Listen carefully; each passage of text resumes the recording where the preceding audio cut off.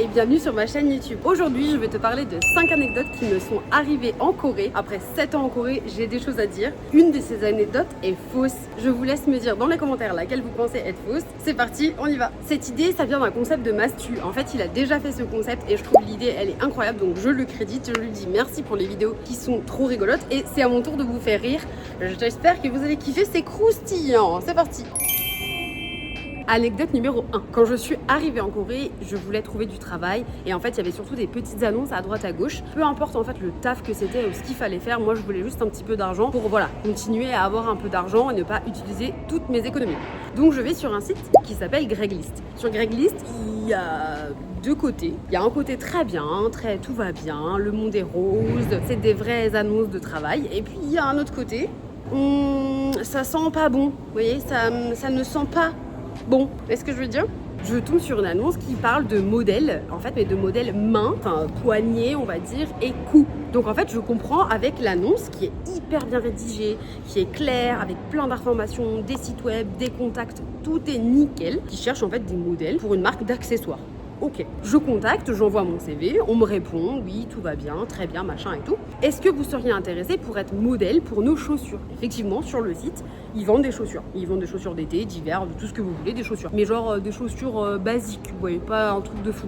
Et je dis bah oui, pourquoi pas. Et on me répond, écoutez, je vous envoie le mail de notre responsable parce que demain nous avons un photoshooting et on a un modèle qui n'est pas là et donc on pourrait peut-être vous rajouter pour le photoshoot de demain pour des chaussures. Et moi, ok. Le patron me contacte, pareil, toujours les mails en anglais, mais très bien écrit, tout va bien. Vraiment, il n'y a pas de truc bizarre. Je veux dire, vraiment, on est en processus de recrutement, etc. Et il me dit effectivement, demain, à Hongdae, dans le parc ouvert. Donc je me dis, trop cool, c'est pas bizarre, c'est pas dans un endroit chelou, etc. C'est dans un parc ouvert avec une équipe, le photographe, l'accessoiriste, etc. pour faire un photoshoot avec d'autres modèles pour les photos d'été. Bon, ok. Le monsieur me dit, c'est quoi votre taille? Est-ce que vous avez du vernis? Est-ce que vous êtes bronzé ou est-ce que vous êtes plutôt pâle, etc. Donc je réponds, etc. Pour les mains, pareil, il me demande si j'ai du vernis, nanana. Et en fait, il me demande des photos. Donc j'envoie des photos de mes mains, de mon cou, je crois, mais bon, peu importe. J'envoie des photos de mes avant-bras, en fait, de mes mains. Et après, il me demande, j'aurais besoin de photos de vos pieds. Donc j'envoie des photos pareilles, mais j'envoie qu'une photo. Et il me répond, il me faudrait une photo comme ça, une photo comme ça, et une photo, par exemple, vous courbez un peu le pied. Bon. Et une photo devant et avec bien les doigts de pied devant comme ça. Ouais. Bon, moi j'envoie les photos.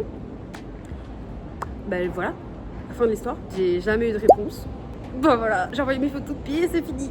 Et en fait, un mois après, une amie tombe sur la même annonce et elle envoie les mêmes photos. Mais elle a pas lâché l'histoire. Elle a envoyé un message au mec en lui disant mais en fait je comprends pas, c'est quoi le but? Le mec lui a répondu, en gros, bah je m'appelle Steven, j'ai 45 ans et j'aime les pieds. Je fais des arnaques sur internet pour avoir des photos de pieds parce que sinon j'en ai pas. Voilà, fin de l'anecdote. Anecdote numéro 2. Elle est très facile, elle est très rapide, elle est croustillante mais bon. Je suis sortie avec un mec qui était marié et sa femme était enceinte. Donc moi je travaille à ce moment-là dans un hôtel, je fais mes trucs etc. Et c'est un numéro d'un téléphone que je ne connais pas qui m'appelle. Et c'est pas une pub, vous voyez, c'est un 010. En Corée c'est 010 le numéro de téléphone. Et je décroche et elle me dit allô? Allô? Vous êtes qui? Bah c'est Audrey. Mais vous êtes qui? Comment ça? Bah c'est moi. C'est qui Arnold pour vous? Bah c'est mon copain. Elle me dit Ah bah non, c'est pas possible, c'est mon mari. ah. Ah! Ah. Ah! Et donc en fait, pendant 3 mois, je suis sortie avec un homme marié, j'en savais rien, vous vous doutez bien. Parce qu'après, au téléphone, avec la nana, on a parlé pendant 3 heures. Moi, je me suis excusée, je lui ai assuré que j'en savais rien. Elle m'a dit qu'elle me croyait parce qu'en fait, je pense que c'était pas la première fois, c'est ce que j'ai cru comprendre. Par exemple, elle me disait, il était où le 13 mars? Et moi, j'étais là, on était tous les deux, on était au resto. Ah, mais il m'a dit qu'il était chez sa mère. Et moi, j'étais là, mais par exemple, le dimanche, il m'a dit qu'il avait eu un accident de voiture, il était où? Bah non, on était à la mer tous les deux. Oh! Donc vraiment pendant 3 heures, limite on est devenues copines et c'était horrible parce que elle était en pleurs, etc. Et moi j'avais trop de la peine pour elle parce que mine de rien, c'est elle la plus grosse victime. Donc moi j'étais vraiment mal à l'aise, j'avais de la peine pour elle, etc. On a monté un plan, elle et moi, pour avoir le mec, pour le prendre à son propre piège. Et donc un jour, elle et lui, ils sont allés dans un café et je les ai rejoints par coïncidence.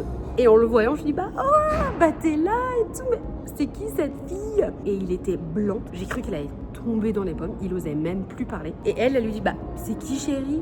Et moi, chérie, mais vraiment comme dans les films, chérie. Bah, c'est pas possible, c'est moi sa chérie, je suis sa copine. Elle dit, ah bah non, c'est pas possible, je suis sa femme. Et elle lui dit au café, et tu savais pas, mais je suis enceinte. Mais en vrai, à ce moment-là, j'avais pas envie de rigoler. J'étais un peu stressée, etc. Mais bon, moi, je suis allée prendre mon café, je suis partie. J'ai envoyé un message à la fille en lui disant, écoutez, je suis trop désolée. Je sais que c'est pas un moment marrant pour vous. Je vous souhaite tout le bonheur du monde et tout le courage du monde. Mais à partir de maintenant, moi, je me retire. Je ne fais plus partie de cette histoire. Donc, je les ai bloqués. J'ai bloqué tout le monde, etc. Mais voilà, c'est la fin de ma deuxième anecdote. Anecdote numéro 3. Cette anecdote, elle est douloureuse, elle fut très douloureuse, maintenant ça va mieux, mais j'ai toujours un peu les boules d'en parler. Mais c'est pour l'anecdote, c'est pour la vidéo. En fait, je me suis fait voler ma caution de 10 000 €. En Corée, comme je vous ai déjà expliqué dans une vidéo avant, le système de caution, il est très différent. En fait, on paye des énormes cautions pour avoir des plus petits loyers à payer. Donc à ce moment-là, je suis dans un appartement, ça fait 4 ans que j'y vis, il n'y a aucun problème. Ma caution, elle est de 10 000 € et mon loyer est de 500 €, tout compris. Ça fait 4 ans que j'y suis, j'ai aucun problème, je paye toujours mon loyer. J'ai jamais vu mon propriétaire, je l'ai jamais vu. En fait, à chaque fois, il envoie son homme à tout faire pour justement réparer des petites choses, s'il y a un problème, etc. Genre, je lui envoie des messages à lui et lui, il contacte le propriétaire. J'ai le numéro de mon propriétaire, je l'ai déjà contacté 1 ou 2 fois, on s'est déjà appelé 1 ou 2 fois en 4 ans, mais c'est tout. Et vous voyez, c'est vraiment, y a pas de problème, donc en fait, pourquoi quoi? Y a pas de problème, y a pas de problème. Et donc en Corée, comme en France, on donne son préavis pour déménager. Donc je lui dis bien 3 mois avant que je vais déménager. Et 1 mois avant, je lui redis, je déménage. Parce qu'en fait, si je pars tout à coup, c'est à moi de retrouver un locataire pour qu'en fait, il n'y ait pas de vide, vous voyez, dans la location. Si je respecte bien le préavis que j'ai donné, je pars et j'ai rien à payer en fait. Genre, je pars, il me rend ma caution et au revoir. Il m'a jamais rendu ma caution. Il m'a jamais rendu ma caution. Donc je me suis fait arnaquer de 10 000 €. Je contacte l'homme à tout faire. Je lui dis que il me faut ma caution parce que c'est l'argent que je vais réinvestir dans mon nouvel appart. Il me dit qu'il a pas de contact. J'y crois pas une seconde, mais qu'est-ce que je peux faire? Je vais à la police et genre je suis en pleurs et je suis au bout de ma vie. Eux, ils essayent d'appeler mon propriétaire, ils essayent de lui envoyer des mails, de l'appeler, de le contacter, ils lui laissent des messages. Je vais à la mairie de quartier pour essayer de trouver son adresse, mais ils veulent pas me la donner. Je remue ciel et terre. Et je vais sur Facebook dans les groupes d'expatriés et je vois qu'en fait c'est monnaie courante de se faire voler sa caution. Voilà, j'ai envie de chialer. Donc je me suis fait arnaquer de 10 000 €. Donc voilà. Je sais qu'on dit que la Corée c'est un pays safe et que voilà, haha, on peut laisser son téléphone sur la table, mais apparemment 10 000 € c'est trop tentant. Cette anecdote elle est horrible à raconter. Fin de l'anecdote.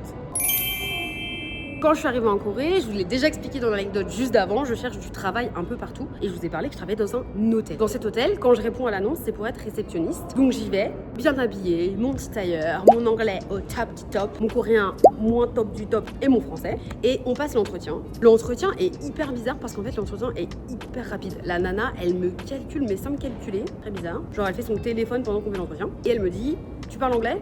Yes. Tu parles coréen? Tu parles français? Oui. Est-ce que tu te sens de faire réceptionniste? Oui, je l'ai jamais fait, mais j'ai travaillé dans beaucoup de choses, comme vous avez pu le voir dans mon CV, donc je me sens complètement compétente. Ce serait bien si on pouvait me former et faire peut-être une journée ou deux avec quelqu'un qui connaît ou avec vous. Mais oui, je me sens complètement. Ok, au revoir. Et elle s'en va. Elle s'en va. Elle m'a dit ok, elle s'en va. À ce moment-là, il y a une fille qui sort. Et c'est une Française, parce qu'en fait, il s'avère que dans l'équipe, tout le monde est français. Moi, je suis trop contente à ce moment-là, mais je comprends pas trop pourquoi tout le monde est français. Mais bon, la coïncidence de malade, je suis trop contente. Et ma collègue me dit, je vais t'apprendre le métier. Donc, elle me montre la réception, etc. Elle me montre, bon voilà, quand ils prennent sur Booking, ça se passe comme ça. Quand ils prennent sur Airbnb, ça se passe pas comme ça. Quand ils prennent sur Expedia, ça se passe comme ça. Ça dure 5 minutes. 5 minutes la formation. Je me dis, bon trop cool.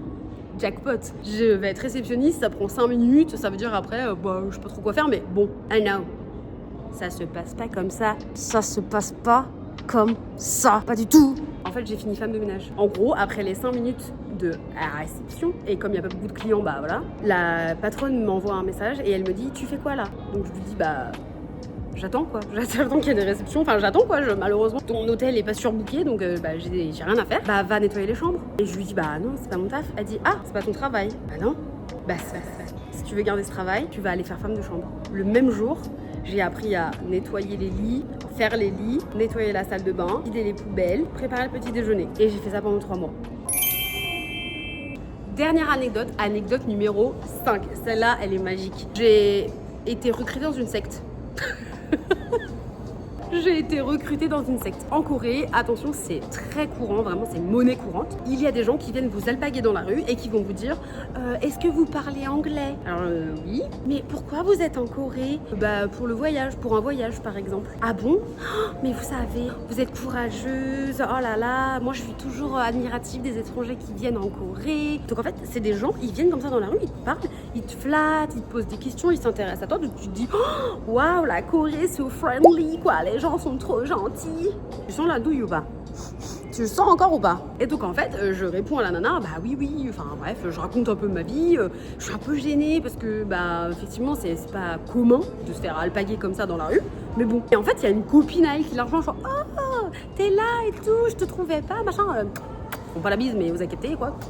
Elles se disent ah bah voilà, je viens de rencontrer Audrey, elle était là, je lui ai papoté, bon bref. Et elles me disent est-ce que tu veux venir avec nous, on va prendre un café. Je dis bah je peux pas trop parce que j'ai des trucs à faire, mais pourquoi pas une prochaine fois. Elle dit ah bon bah si t'as pas le temps pour un café, est-ce que tu veux juste que je te montre où c'est, juste comme ça, on est souvent dans ce café là, si tu passes, bah viens. Moi je me dis bah en vrai, elle me demande pas mon numéro, elle veut pas de contact, elle est pas insistante de fou, juste elle veut me dire bah je te montre un café, c'est là où on est souvent, si tu passes et que j'y suis, viens dire bonjour. Moi franchement je me dis trop cool, j'ai pas de copine coréenne. Yeah, on y va, etc. Et en y allant, en fait, elle me dit, tu sais, en Corée, il y a un rituel pour apporter la chance et le bonheur à la famille et tout. Je sais pas si tu connais. Et en fait, quand on est en Corée, on connaît tellement pas de choses de la culture coréenne. En fait, il y a tellement de choses à apprendre que quand on nous apprend des choses, on croit tout, en fait. Enfin, on va pas douter de ce qu'on nous raconte, tu vois. Moi, je me dis, bah, en fait, là, ce qui se passe, c'est une conversation. Ça se trouve, cette nana-là, dans 10 ans, on est encore copines. Enfin, vous voyez, je suis pas du tout dans rien. En fait, je me pose pas trop de questions. Je fais attention, mais je me pose pas de questions. Et donc je lui dis ah bah d'accord, c'est quoi ce rituel et tout. Elle dit bah en fait, tu dois faire des offrandes à un hôtel, etc. Tu dois faire comme ça t'agenouiller 100 fois. Et puis en fait, si tu fais 100 fois sans rater, ça veut dire que tu bénis ta famille pour une année entière, machin. Bah dis donc, ça doit faire mal aux jambes, machin et tout. Bon bref. Et arrivée devant le café, elle me dit tu veux faire le rituel? Je dis pardon? Il dit bah là si tu veux, juste là on peut faire un rituel, regarde et tout. Je regarde, bah c'est dans le café, ça a pas l'air bizarre. Et je lui dis bah d'accord. T'as vu, c'est un peu par la force des choses, on se fait entraîner dans un truc et même nous on sait pas où on va, mais bon. Et donc elles sont les deux nanas, mon âge, toutes mignonnes et tout. On monte à un étage, il y a d'autres gens, mais tout le monde est un peu occupé, fait sa life machin. Et il y a une petite pièce et je sens que ça sent grave l'encens. Ça sent l'encens de fou, genre ça fait tourner la tête. Genre presque on voit l'encens dans la pièce. Et en fait elle me dit bah go. Je retire mes chaussures, machin et tout. Et je commence à me dire putain, qu'est-ce que je fais là bon. Alors il y a des fruits, etc. Donc je mets des fruits dans une basket et tout. Puis elle me dit tu dois dire le nom de ta famille. Donc famille. Je donne les fruits sur l'autel et je dis pour la famille. Et là elle me dit bah go, faut que tu fasses tes prières. Les 100 fois c'est horrible. À ce moment là je me dis je vais jamais y arriver, c'est impossible que j'y arrive, mais je l'ai fait. Et à la fin elle me dit est-ce que tu veux que ça marche à fond? Bah c'est bon, j'ai fait 100. Franchement en fait à ce moment là pendant mes 100 trucs je me dis il faut que je me barre, c'est trop bizarre, faut que je me barre. Donc je finis le truc et elle me dit si tu veux que ça marche à fond, faut donner de l'argent. Ok. Et en fait, vous savez, à ce moment-là, genre j'ai une boule dans le ventre. Je me dis, oh non, je suis toute seule dans un endroit, j'ai dit à personne que j'étais là. Je suis dans une pièce au fond d'un truc. Enfin, vraiment, je sens pas l'histoire, je le sens pas du tout. Et je lui dis, bah j'ai pas d'argent, franchement, j'ai ma carte bleue, mais bah va retirer des sous. Et je me dis, bah en fait, je vais dire que je vais retirer des sous, mais je vais me barrer en fait. Et elle me dit, non, mais laisse tes affaires. Oh hell no. Je dis non, je laisse pas mes affaires. Je suis un peu la meuf, non, je laisse pas mes affaires, mais je reviens et tout. Je suis jamais revenue. Je suis jamais revenue. Parce que ça, en fait, c'est des sectes. En fait, là, ils peuvent vous recruter. Enfin, vraiment, après, ils vous embrigadent, ils vous tournent la tête et tout, quoi. Donc, j'ai réussi à m'échapper, mais c'était horrible. J'ai eu trop peur. Et en fait, quand je suis sortie, vraiment, j'avais la boule au ventre. Vous savez, un peu, genre, mon corps devait sentir qu'il se passait un truc parce que j'étais pas bien. Et après, pendant 2 jours, j'étais pas bien, etc. Et du coup, je suis plus jamais retournée dans ce coin-là. Enfin, voilà, fin de l'anecdote numéro 5. Alors, selon vous, laquelle est fausse de ces anecdotes? Je vous ai raconté l'anecdote du mec marié, l'anecdote des pieds, l'anecdote de l'hôtel, l'anecdote de la secte et l'anecdote de l'arnaque de la caution. Laquelle est fausse? On ne m'a jamais arnaqué de ma caution. Oui. C'est la seule qui n'est pas vraie. Tous les autres trucs, c'est la vérité. Ça m'est déjà arrivé. En 7 ans en Corée, j'ai eu la chance, le privilège de subir toutes ces autres choses. J'espère que cette vidéo vous a plu. Moi, c'était trop rigolo de la tourner. C'est aussi pour faire un peu de prévention. C'est aussi pour montrer que la Corée, c'est pas tout rose. À l'inverse, on ne m'a jamais volé ma caution. Bah non, mon propriétaire, il était trop gentil. C'était un petit papy. Il m'a même aidé à déménager. Franchement, nickel. Allez, on se voit la semaine prochaine pour une nouvelle vidéo. Bye, annyeong.